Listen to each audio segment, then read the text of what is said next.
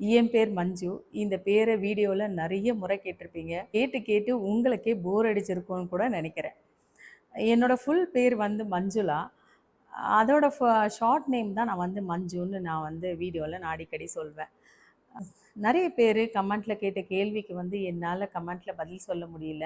அதனால இந்த மாதிரி ஒரு வீடியோல சொல்லலாம் அப்படிங்கிறதுக்காக தான் நான் இந்த வீடியோவே நான் மேக் பண்ணியிருக்கேன். சரி, ஃபர்ஸ்ட்டு எங்க ஃபேமிலியில நாங்க எத்தனை பேர் இருக்கோம்? அ அப்படின்னு நான் முதல்ல சொல்றேன். நானு, என் ஹஸ்பண்ட், என் பையன், என் பொண்ணு. என் பேர் மஞ்சுளா. என் ஹஸ்பண்ட் பேர் வந்து பாஸ்கர். என் பையன் பேர் வந்து விக்ரம். என் பொண்ணோட பேர் வந்து அனுஷா. என்னோட சேனல் நேம் பார்த்துருப்பீங்க. மஞ்சு பாஸ் லைஃப் ஸ்டைல். மஞ்சுளாங்கிற பேரில் பாதி மஞ்சுவும், பாஸ்கருங்கிற பேரில் பாதி பாஸும், 2த்தையும் சேர்த்து தான் மஞ்சு பாஸ் லைஃப் ஸ்டைல் அப்படின்னு என்னோட சேனலுக்கே நான் பேர் வச்சுருப்பேன். என் ஹஸ்பண்டோட பேர் பாஸ்கர். நிறைய அவங்க ஃப்ரெண்ட்ஸ் எல்லாம் பார்த்தீங்கன்னா பாஸ்ன்னு தான் கூப்பிடுவாங்க. சரி, ஏன் அது நம்ம சேனலோட பேரா சேர்த்து வைக்கக்கூடாது அப்படின்னு நினச்சி தான் நான் வந்து மஞ்சு பாஸ் லைஃப் ஸ்டைல் அப்படின்னு பேரே வச்சேன். ரேவதி அப்படிங்கிற சிஸ்டர் எனக்கு வந்து 4 கொஸ்டின் கேட்டிருக்காங்க. இந்த கொஸ்டின்ல ஃபர்ஸ்ட்டு வந்து உங்க ஹஸ்பண்ட் என்ன வேலை பார்க்குறாங்க அப்படிங்கிறது தான். கல்யாணம் ஆன நாள்லேருந்தே என் ஹஸ்பண்ட் வந்து பெங்களூர்ல தான் ஒர்க் பண்ணிட்டு இருந்தாரு. ஒரு பிரைவேட் கம்பெனில. ஒரு 8 வருஷத்துக்கு முன்னாடி தான் மும்பைக்கு கம்பெனியை ஷிஃப்ட் பண்ணிட்டாங்க. அங்க ஒரு 8 வருஷமா வேலை பார்த்தாரு. அதுக்கப்புறமா வேலையை ரிசைன் பண்ணிட்டு வந்துட்டாரு. இப்ப இங்க வந்து ஒரு 1 1/2 வருஷம் ஆச்சு. இப்ப வந்து சொந்தமா ஒரு பிசினஸும் பண்ணிக்கிட்டு இருக்காரு. அடுத்ததா வந்து மாமியார், மாமனார், பேரண்ட்ஸ் பத்தி கேட்டிருக்காங்க. அ மாமனார் கிடையாது, இறந்துட்டாரு. மாமியார் மட்டும் இருக்காங்க.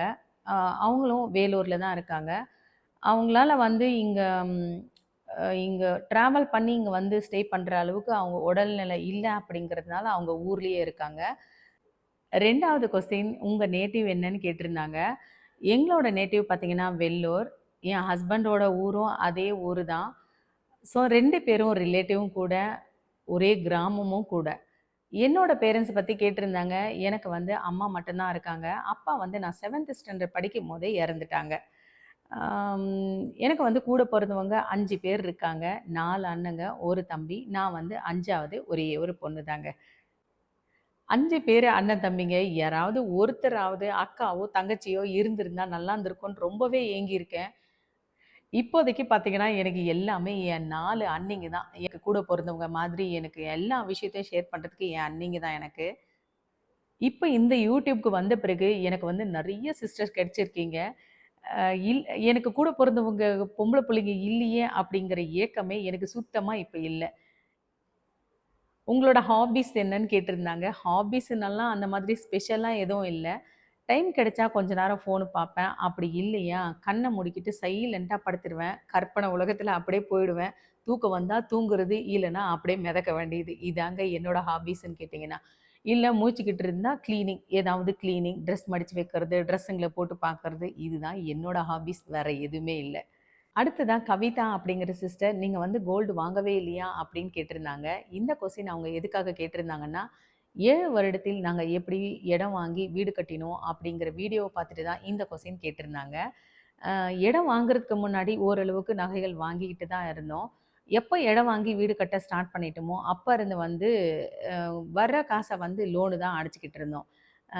ஏன்னா, அத்தியாவசியத்துக்கு வந்து என்கிட்ட நகைகள் இருந்தது. ஆடம்பரத்துக்கு வந்து நகைகள் வாங்கி வைக்கிறத விட, இந்த மாரி இடத்த வாங்கிட்டு வீடு கட்டிட்டா, நமக்குன்னு ஒரு சொந்தமா இடம் ஆயிடும் அப்படிங்கிறதுக்காக நாங்க வந்து எந்த நகையுமே வாங்கல. நாங்க வந்து லோன போட்டு வீடு கட்டிட்டு, அந்த வர வருமானத்த எல்லாமே நாங்க லோன தான் அடைச்சோம். நாங்க எந்த நகையுமே நான் வாங்கலைங்க. ரொம்ப நாளைக்கு முன்னாடி கேட்ட கொஸ்டின் இது. "நீங்க வீடு கட்டுறதுக்கு எவ்வளோ ஆச்சு?" அப்படின்னு கேட்டிருந்தாங்க. மொத்தமா மேல இந்த டூப்ளெக்ஸ் வீடு கட்டுறதுக்கு எங்களுக்கு வந்து 65 லேக்ஸ் ஆச்சுங்க. ஆ இது வந்து கிட்டத்தட்ட 8 வருஷத்துக்கு முன்னாடி, ஆல்மோஸ்ட் இப்போ 9 இயர்ஸே ஆகுதுன்னு நெனைக்கிறேன். 9 வருஷத்துக்கு முன்னாடி எங்களுக்கு வந்து 65 ஆச்சு. ஆனா, இப்ப வந்து கிட்டத்தட்ட ஒரு 10 டூ 15 லேக்ஸ் ஜாஸ்தி தான் ஆகும்னு நான் நெனைக்கிறேன். என்னோட வயசு கேட்டிருந்தாங்க. அ என்னோட வயசு வந்து 45 பிளஸ். ஃபுல்லு என்னால சொல்றதுக்கு எந்த லேடீஸா இருந்தாலும் யோசிப்பாங்க. 45 பிளஸ்ஸுங்க என்னோட ஏஜ். இன்னொரு சிஸ்டர் கேட்டிருந்தாங்க, "நீங்க டைனிங் டேபிள் எல்லாம் டெக்கரேட் பண்ண மாட்டீங்களா?" அப்படின்னு சொல்லிட்டு. எனக்கு தேவைப்படலைங்க. ஏன்னா, என்னோட வீட்ல பார்த்தீங்கன்னா, இப்ப தான் ஓரளவுக்கு நாங்க லோன முடிச்சுட்டு கொஞ்சம் அப்படியே ரிலாக்ஸா இருக்கிறோம். இந்த மாதிரி சமயத்துல நான் வந்து எல்லா செலவையும் நான் இழுத்து போட்டுக்கிட்டு, தேவையானதெல்லாம் வாங்கி வீட்ட நான் ரொப்பி, மறுபடியும் வந்து நான் செலவ அதிகப்படுத்திக்க விரும்பல. இருக்கிறது போதும். தேவைக்கு வீட்ல எல்லா திங்ஸுமே இருக்கு. அனாவசியமா எதுக்கு இதெல்லாம் அப்படிங்கிறதுக்காக தான் நான் எதுவுமே வாங்கியும் வைக்கல, டெக்கரேட்டும் பண்ணல. என்னோட சாரி ட்ரிப்பிங் வீடியோவ பார்த்துட்டு, "நீலு அப்படிங்கிற சிஸ்டர், நீங்க எப்படி ஸ்லிம்மா, ஃபிட்டா இருக்கீங்க? ஏதாவது டயட் ஃபாலோ பண்றீங்களா?" அப்படின்னு கேட்டிருந்தாங்க. டயட்டெல்லாம் எதுவும் இல்லைங்க. நான் வந்து எப்போ என்னோட ஃபேஸில பிக்மெண்டேஷன் வர ஆரம்பிச்சுச்சோ, அப்பலேருந்து நான் நான்வெஜ் கம்மி பண்ணிட்டேன். அது மட்டும் இல்லாம, இந்த ஃபெர்மெண்ட் ஆகுற மாவுல செய்ற இட்லி, தோசை இதெல்லாம் வந்து அதிகமா எடுத்துக்க மாட்டேன். அது மட்டும் இல்லாம, இந்த பயறு வகைகள் இருக்கு பாருங்க, அந்த பயறு வகைகள் வந்து எனக்கு சாப்பிட்டேன்னா, வயிறு வந்து ப்ளோட் ஆகி அப்படியே உப்பசமா இருக்கிற மாரி தெரியும். அதனால வந்து அந்த பயறு வகைகளும் நான் அதிகமா எடுத்துக்க மாட்டேன்.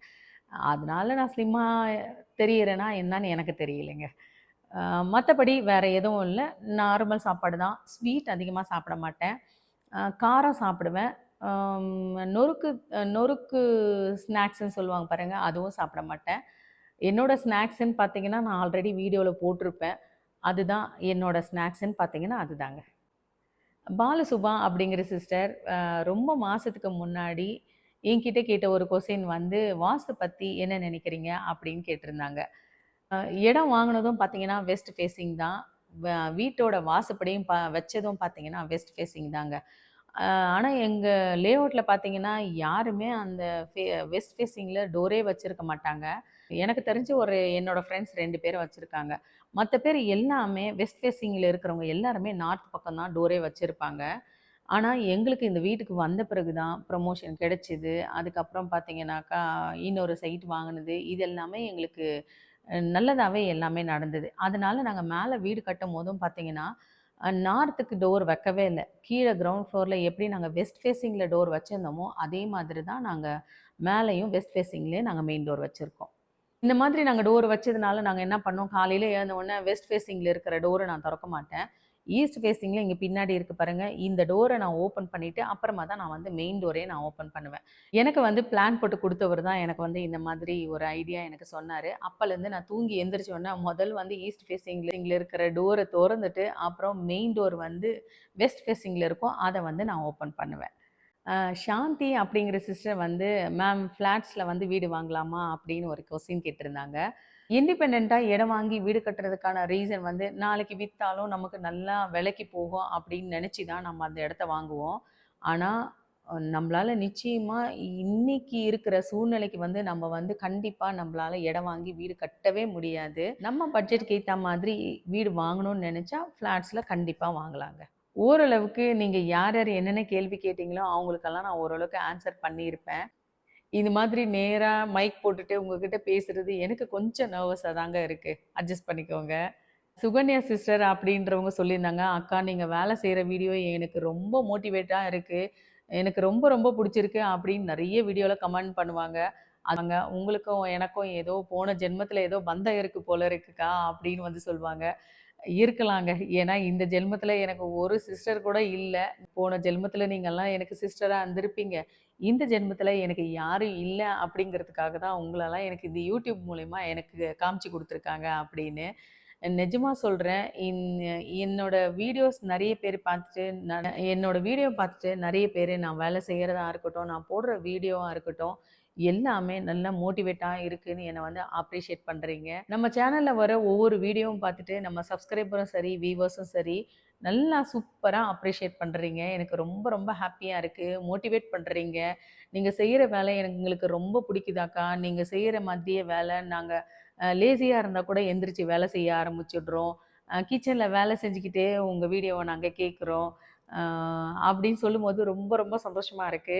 நீங்க போடுற கமெண்ட் எனக்கு வந்து நல்ல மோட்டிவேட்டா இருக்கு. உங்களுக்கு எப்படி நான் மோட்டிவேட்டா இருக்கனோ, அதே மாதிரி நீங்க போடுற கமெண்ட் வந்து எனக்கு நல்லாவே மோட்டிவேட்டா இருக்கு.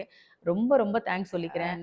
ரெகுலரா நமக்கு வந்து கமெண்ட் பண்ற அம் ரேவதி, சுகன்யா, சரஸ்வதி, ஜெயா, அமுதா, அப்புறம் பவித்ரா, கார்த்தி சுனந்தா, திவ்யா, முத்துலக்ஷ்மி, பாலசுபா, அமுதா, ஷிவானி, ஹரிஃபா இவங்கெல்லாம் வந்து ரெகுலரா எனக்கு கமெண்ட் பண்ணி எனக்கு வந்து மோட்டிவேட் பண்றாங்க. ரொம்ப ரொம்ப சந்தோஷமா இருக்கு.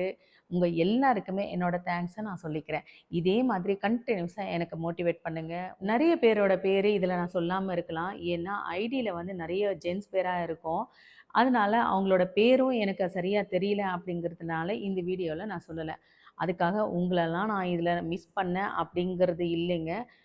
நம்ம சேனல பார்க்குற வியூவர்ஸ்க்கு, சப்ஸ்கிரைபர்ஸ்க்கு எல்லாருக்குமே என்ன மோட்டிவேட் பண்ற எல்லாருக்குமே நான் தேங்க்ஸ நான் சொல்லிக்கிறேன். Thank you. நம்மளோட சப்ஸ்கிரைபர்ல ஒருத்தர் வந்து சுபா அப்படிங்கிற சிஸ்டர் வந்து என்னோட பழைய சப்ஸ்கிரைபர். அவங்க வந்து ஸ்டார்ட்டிங் நான் போட்ட வீடியோக்கெல்லாம் நெறைய வந்து எனக்கு வந்து கமெண்ட் பண்ணுவாங்க, மோட்டிவேட் பண்ணுவாங்க. இப்போ கொஞ்ச நாளா அவங்க இல்ல. அவங்களுக்கு வந்து ஏதாவது ஹெல்த் இஷ்யூஸா, இல்ல வேற ஏதாவது ப்ராப்ளமா எனக்கு தெரியல. சுபா சிஸ்டர் இந்த வீடியோவ நீங்க பார்த்தீங்கன்னா, நீங்க வந்து எனக்கு ஒரு ஹாய் சொல்லுங்க. நிச்சயமா நான் ரொம்ப ரொம்ப சந்தோஷப்படுவேன். Thank you.